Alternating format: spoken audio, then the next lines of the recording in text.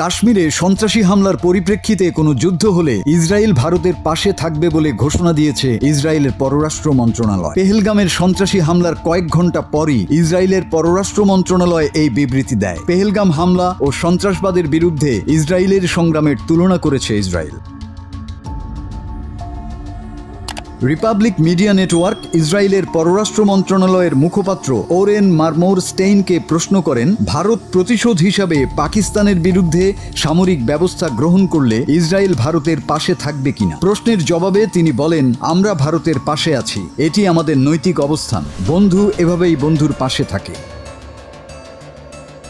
Oren মোরস্টেইন আরও বলেন, আমরা মনে করি যে ইসরায়েলের মাটিতে যে হামলা ঘটেছিল তার সঙ্গে এই হামলার অনেকটা মিল রয়েছে। পরিস্থিতি হয়তো ভিন্ন, কিন্তু হত্যাযজ্ঞ একই। ভারতের মতো আমরাও সন্ত্রাসবাদের শিকার। নির্দোষ বেসামরিক নাগরিকদের উপর জিহাদি উগ্রবাদী মানসিকতার সন্ত্রাসী আক্রমণ কেমন তা আমরা গভীরভাবে বুঝি।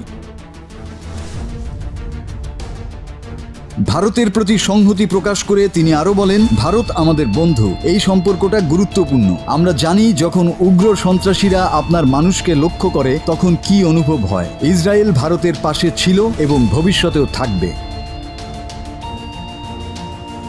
মাসুদ হাসান, বাংলা টিভি।